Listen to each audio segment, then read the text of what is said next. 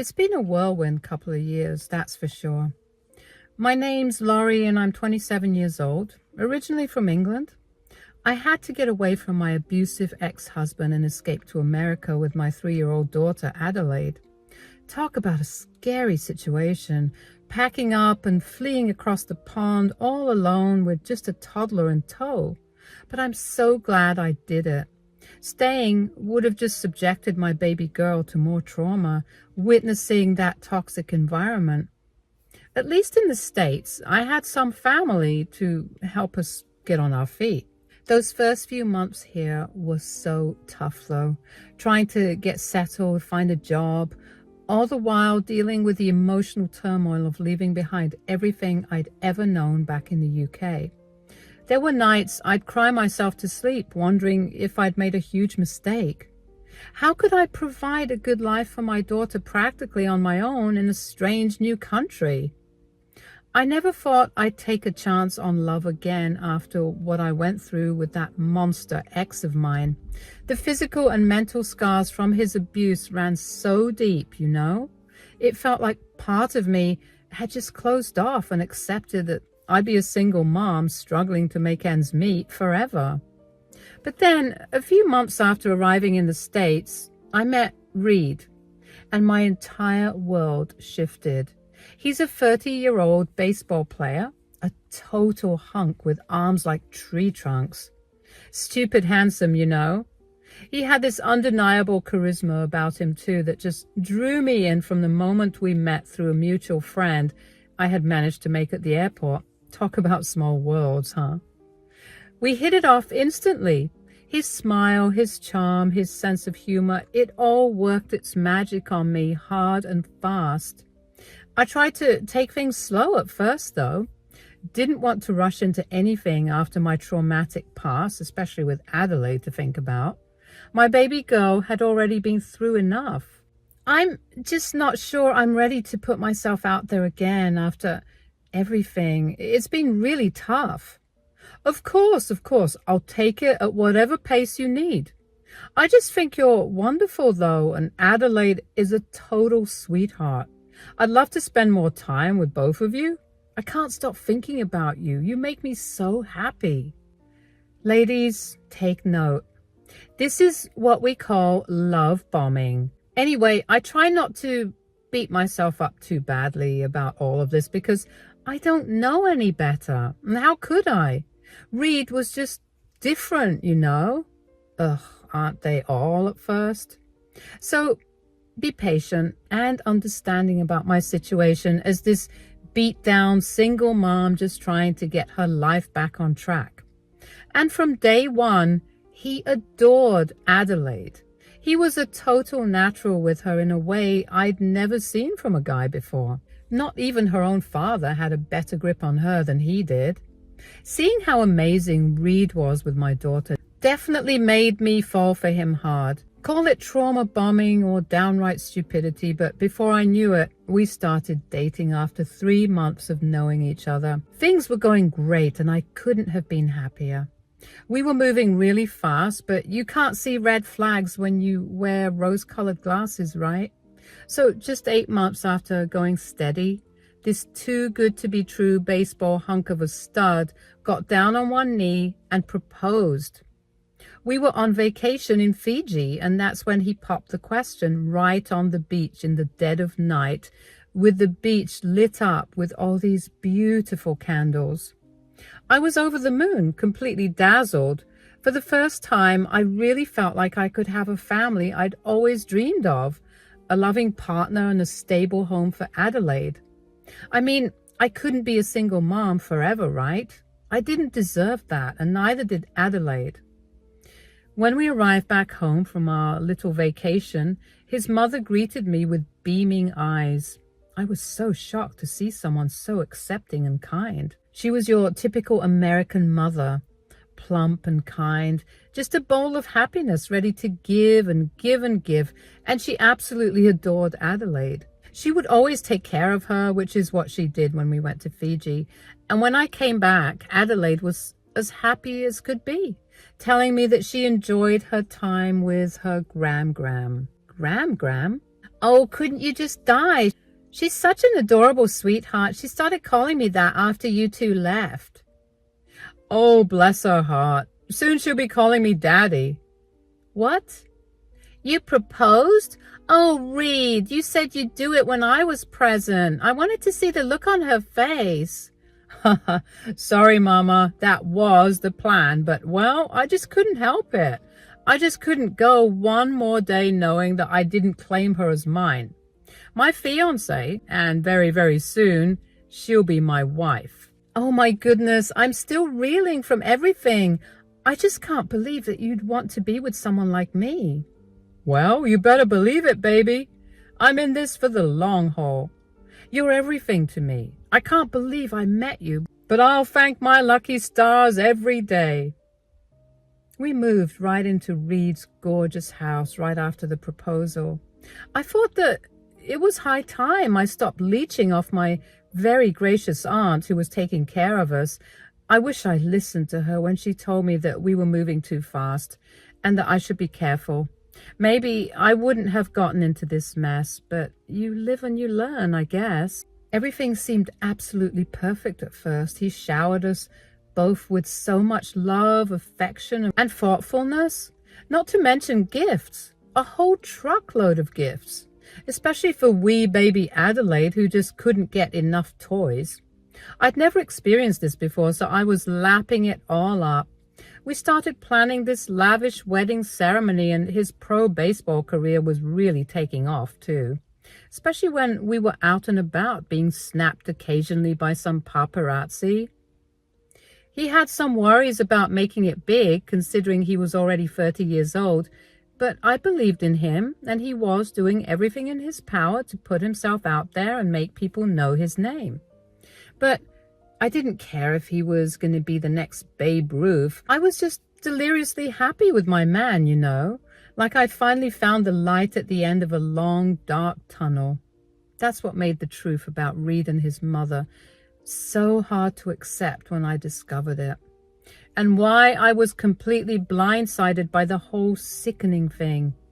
It all started when I was on our home computer one random afternoon, just trying to find some remote job opportunities online or build a hobby I could monetize, like a blog or something. I still wanted to have my own income stream, some sense of independence, you know. Well, I pulled up the email app without thinking, since Reed had left it open after using the laptop earlier that day, and that's when I saw it. A bunch of emails from his mother, Gail, that just made my blood run ice cold. She kept going on about how she knew ways to get rid of me, talking all this sickening smack. My heart plunged straight into my stomach reading lines like that. It brought me right back to those darkest days with my abusive ex, when I lived in constant fear of setting him off and suffering his rage. I started shaking uncontrollably, feeling sick to my very core, because in those emails, Gail talked about planting false evidence to make it look like I was an unfit mother who abused sweet little Adelaide. Her whole plan, which apparently Reed was in on too, was to turn him into a single dad caring for his daughter alone. Why? So he could be rebranded as this upstanding all-American hero in the public eye instead of some washed-up athlete with a troubled past. Don't you see, sweetie? This works out perfectly. We'll start now so that when the time comes, let's say in about a year or so, the judge won't even entertain any idea of giving her any custody. By the time we're done with her, she'll wish she was back home with her baby daddy. We need to be careful about this, Ma. This could go really bad if we don't think of every single step. Don't you worry, sweetie. This is going to work out just fine. She's so gullible, too. What sort of woman would sign her life away to a man she hasn't even known for a year? What did I tell you, Mom? It's the glitz and the glam. She thinks I'm swimming in cash, but she won't know what hit her when she sees me on a yacht while she's rotting away in prison. Apparently, my future mother-in-law thought positioning Reed as a sympathetic single father would be amazing PR that could revive his baseball career. Just crazy. She wanted to cover up some old drug charges Reed supposedly had by totally flipping the narrative, making him out to be this beacon of virtue solely dedicated to raising this kid after his wife, me, was outed as an abusive monster. Can you even believe that? Using an innocent child as nothing more than an image ploy. It made me feel disgusted. For most of my life, I'd been the one abused and mistreated, the one cowering in fear, but not this time. I wasn't just going to sit back and let them try to take my baby from me based on a bunch of twisted lies. I knew I had to play things smart here and gather as much evidence as I could first before making my next move. Over the next several days, I became almost obsessive going through all the saved emails between Gail and Reed over and over again. With each new revolting piece of their sinister plot I uncovered, I felt more and more sickened by what these two people I trusted were capable of. It was like I'd been transported into some nightmarish parallel dimension where your own loved ones could be conspiring to rip your world apart. That's when I stumbled across one particular email where Gail reminded Reed to delete the home security camera footage from a couple of nights earlier. Apparently the punk had some kind of surveillance system installed without me knowing about it. His response to that email from dear old Mom: silence. He never said whether he'd gotten around to scrubbing that security tape. Well, that just opened up a goldmine of opportunity for me, didn't it? I waited until the next day when I knew he'd be gone to go on some press tour to make my move. I went rummaging through the security system. And sure as hell, there was crystal clear video from a few nights prior of Reed and his mother discussing their whole sick plan to take Adelaide from me. With my own eyes, I witnessed Reed readily going along with this whole demented scheme to flip the script and paint me as a danger to my own flesh and blood. Then we'll pin the drugs on her. Yes, exactly. We'll say that you were protecting her all these years and that you knew her from a long time ago. And that those drug charges I got were actually meant to be hers, but I was just covering for her. Oh my goodness, you're a genius. The ladies will eat that all up. Who knows, maybe you'll even get a better looking girl at the end of all of this when the ladies realize just how amazing you are. It would be even better if we get her hooked on it sooner though. So when would you want to start? Right after we get married. Not before? It might be suspicious. No one would suspect that I would sabotage my newlywed wife. It has to look legit, Mom. You're right. So how will you do it? You know how she enjoys her glass of wine every night? I'll start by stating that. You better make sure to do it somewhere with no cameras. Honestly, I don't even know why you've rigged the place like it's the goddamn Pentagon. Damn it, the cameras are watching us right now, huh? Yeah? Okay. Whatever, it's fine. I'm pretty sure the broad doesn't even know how to work a computer anyway. Just make sure you delete this, okay? She was looking around to find the camera in the corner of the room. Don't worry, Ma. I never forget to scrub anything I don't want people to see. We'll be fine. Well, apparently not, dear Reed. Apparently not. At that moment, watching those two people who I'd loved and trusted behave like unfeeling monsters, it was like a veil had been lifted. I saw Reed for the first time as nothing more than a calculated liar and master manipulator who'd played me like a damn fiddle in pursuit of fame and relevance. As for Gail, she was certifiable. This wicked shell of a woman who'd turn on her own grandchild just to selfishly further her son's failing career prospects. I copied that security cam footage over to a flash drive right then and there, trying to stay as calm as I could despite feeling utterly enraged. As much as I wanted to just explode on Reed and Gail in that moment, hurling obscenities and insults while flinging every last possession of theirs out a window, I knew that wouldn't accomplish anything. They just deny everything, try to gaslight me the same way abusers always do, or much worse, maybe they'd harm me or even Adelaide. This was a whole new ballpark, nothing like my abusive, dirt poor ex. These people had money, and if they were planning on planting false evidence on me, I'm sure they'd be able to do it in such a perfect and seamless way, making me look crazy because they could pay whoever to say and do whatever.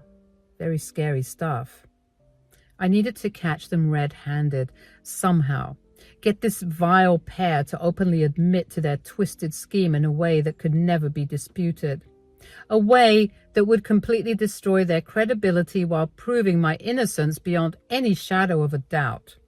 It was risky, but I started formulating a plan that would expose them as the depraved liars they were on an enormous stage. Our engagement party was coming up in a couple of weeks, an event sure to be attended by dozens of Reed's teammates, managers, various media people covering his baseball exploits, assorted family members, and whoever else. So in those days leading up to the party, I tried to act as normal as humanly possible around Reed and Gail. As hard as it was, I put on a brave face, pretending like nothing was wrong whenever they were around Adelaide and me. I didn't want to risk spooking them at all, potentially causing those snakes to try and move in desperation before I could pull off my expose. Finally, the night of the big engagement bash arrived. My nerves were basically shuttered window blinds at that point, but I had to keep up the facade of a beaming, excited, soon-to-be bride in front of the guests. My heart was pounding out of my chest, but I knew I had to do what I needed to do if it ever meant escaping. I wasn't going to wait for it to get worse like last time. It was time to make those two pay for the unforgivable hell they tried to put me and my daughter through. Once everyone had shown up, the fancy party area was packed full of Reed's minor league teammates, some media reporters from local sports outlets, various family members and other hangers-on there to revel in the festivities. The smug look on Gail's face as she surveyed the crowd of oblivious people made me want to vomit. But I contained my seething rage as the MC took the mic to officially kick off the festivities. Thanks for being here, everyone. Let's get us started. I'd like to invite the wonderful couple of honor, Reed and Laurie, to come up and say a few words. With a big fake smile plastered across my face, I grabbed the mic first before Reed could react. I told the guests, actually, before we start the speeches, I have a little surprise I've been working on for my wonderful fiance. A special video compilation, if you will, looking back at our beautiful love story so far. The audience awed and oohed at my words, and Reed looked at me with surprise, but quickly masked it with feigned care. But after knowing what I knew that this was all just a facade. It made me sick to my stomach. Gail also looked a bit surprised, knowing that this wasn't part of the schedule. I'm sure they thought that I was that obsessed with him, making a lovey-dovey video because they were my saviors, but they didn't know what was coming. I went to the media booth that held the MC and the DJ and passed the flash drive that I had been holding on to dear life for the last couple of weeks. It was finally time. Those first few damning seconds began playing out of the speakers. Gail's shrill voice, crystal clear, callously talking about all the messed up things they had planned for me and my daughter, how they were going to falsely paint me as an abuser and try to take Adelaide away. I watched as Reed was startled, jumping up from his seat like he just sat on a hot potato. Everyone was listening intently to what was being said. Some were chuckling uncomfortably, thinking it was an act or something, so I had to clarify. Not too long ago, I discovered the real reason why Reed and Gail were just over the moon excited to be part of me and my baby's life. They were trying to use me, to use my baby girl for their own gain, and this is the proof. Everyone was murmuring now, and Reed was shooting daggers my way, wanting to lash out, but wanting to save face as he could hear the paparazzi cameras clicking away at the drama that was unfolding. Everyone was shifting uncomfortably in their seats, murmuring, looking appalled while their vile secrets were suddenly blaring for everyone to hear. He seemed paralyzed all of a sudden, searching for an ally in the crowd, but it looked like even his teammates were perplexed at this behavior. He was as pale as a ghost. He looked stupid, like a deer caught in blinding headlights. Gail was pale too, not believing what was happening. I'm pretty sure she was mentally cursing Reed out for not deleting that footage as she asked.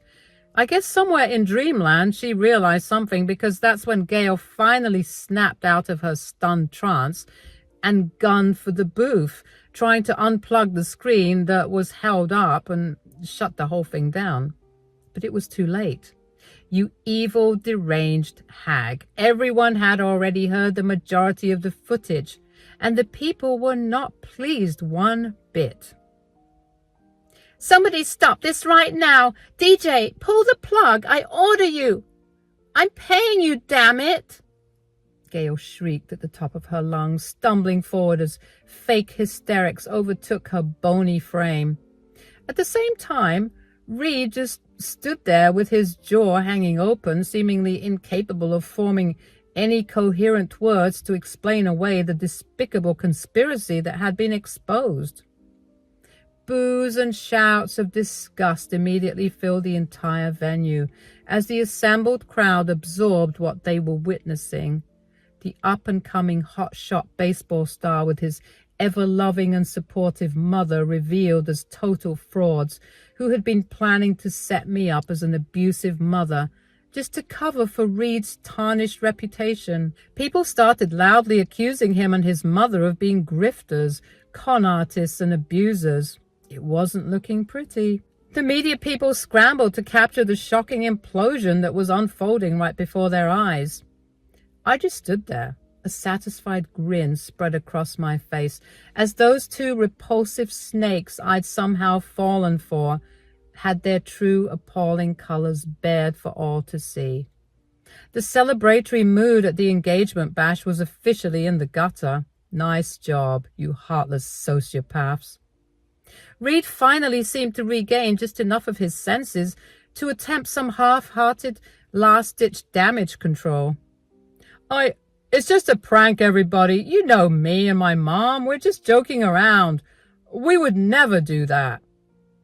Come on, dude. After that clear-as-day recording, did he really think people were going to buy that laughable excuse? Not a chance. Get out of here, you freaks! A gruff voice hollered from the back of the crowd. That kick-started an all-out descent into total chaos as the party devolved into an uncontrolled riot seemingly within seconds. I guess nothing is off limits in the days of cancel culture, hey? The people were essentially forming a mob, and they weren't going to stand for this blatant misogyny and hatred. Furious guests started flinging drinks and whatever else they could get their hands on at Reed and Gail, while others tore down decorations in a mad fury at having their trust so violently violated by the celebrated couple. I'd never witnessed such a frighteningly unrestrained display of public outrage in my entire life. No less at an engagement party. To be fair, it was mainly the paparazzi who were causing the ruckus, no doubt trying to dial everything up because they knew that this juicy story would hit everyone hard in the tabloids and websites tomorrow. It was like somebody had pulled the pin on an anarchy grenade and the entire venue had instantaneously descended into chaos. Gail was reduced to nothing more than a shrieking, crumbling mess in the middle of it all, shouting incoherently at the MC to shut everything down while scrambling to avoid the torrent of garbage raining down on her, her fancy updo becoming increasingly frazzled. Reed clearly saw which way the wind was blowing and tried taking off, but it was no use. All eyes and all lights were on him, and he was left there blubbering like a fool, trying to come up with some BS excuse on why he would prank me like that. Just pathetic. I stood there proud, holding my baby, making my way towards a quieter area because little Adelaide was getting scared, understandably so. Social media people tried following me to ask me some questions, but I simply produced another flash drive I had stashed away with all the emails I had collected from those idiots. They promptly left me alone to scramble to find a computer so that they could see everything. For once, I didn't have to look over my shoulder, worried about suffering more abuse or not being believed when I tried revealing the ugly truth. The damning evidence had spoken for itself, blasting Reed and Gail's deranged lies out for the whole world to finally see. I hurried back home to pack what little belongings we had. Leaving everything behind and calling my aunt, I finally felt relief, like a weight had been lifted off my shoulders. A weight that had been there for far too long, really. The constant stress and fear of having to walk on eggshells around toxic, volatile people. Of having my reality constantly questioned and gaslighted until I started doubting my own self-worth. But not anymore. That agonizing cycle of abuse and manipulation had been shattered into pieces like a skipping record finally being smashed and broken. I was free. Adelaide was safe. Those were the only things that mattered. In the days and weeks following the engagement party implosion, the fallout was about as messy and protracted as you'd expect. Reed did a whole tour of various interviews and podcasts, trotting out a rotating cast of high-priced lawyers, PR reps, and crisis managers as he tried fruitlessly to regain control of the narrative. To absolutely nobody's surprise, he oscillated between feigning contrition and innocence, flashing that phony "aw shucks" grin that had initially charmed me into letting my guard down. He claimed the recordings had been edited and taken out of context, that it was all just a misunderstanding blown way out of proportion by yours truly. Yeah, nice try, buddy, but the court of public opinion had already convicted you. Everyone could see you were nothing more than a hollowed-out husk trying to gaslight yet another victim. And with those emails backing everything up, yeah, he was done. As for Gail, she more or less went into full-on hermit mode after that fateful engagement party. Can't say I was terribly surprised. The vicious wrath of the internet absolutely terrorized her once the truth about her scheme came out. Memes and parody video edits portraying her as a cackling Disney villain-esque mother-in-law proliferated across every social media platform. Reporters camped outside her house for weeks, hungry for any pearl of comment or reaction about her involvement in the most unhinged family drama the world had ever witnessed. Lawsuits were threatened and complaints filed with the police about alleged harassment, but nothing really made a dent. She'd been exposed as a monstrous fraud who tried to destroy her own grandchild's life just to selfishly resuscitate her son's stagnant career, and the collective internet was not keen on letting her forget that anytime soon. Gail had tried to portray herself as some upstanding, genteel Southern woman, but all anyone saw now was the truth. Just an absolute soulless ghoul who deserved all the scorn headed her way. For my part, I was just relieved to be out of the spotlight and able to move forward with putting that waking nightmare family in the rear view. Sure, I did a few obligatory TV interviews in the immediate aftermath to help cement the public record with the truth. A lot of it was fairly indelicate, going over the abuse I'd suffered with my ex, my initial misgivings about Reed once I stumbled on those emails, the works. But I didn't care about humiliating them any further or clout chasing for fame off the back of their stunning fall from grace. My only aim was to reestablish my credibility and make it unequivocally clear that I was the real victim in all this. The evidence proved beyond any shadow of a doubt how Reed and his mother had engaged in a long-running plot to undermine and separate me from my own daughter. We did some counseling, both one-on-one for me and with a child psychologist for Adelaide to help her process the dramatic events we'd been through. I didn't want her to internalize any of the trauma or feelings of uncertainty that had rocked our little family. I'm so grateful for my aunt because without her, we'd have no place to go. I'm planning on suing, even with his army of lawyers. As I said, the evidence is irrefutable. And with his previous drug charges, I'm sure the judge will see right through him and his lies. Wish me luck, you guys.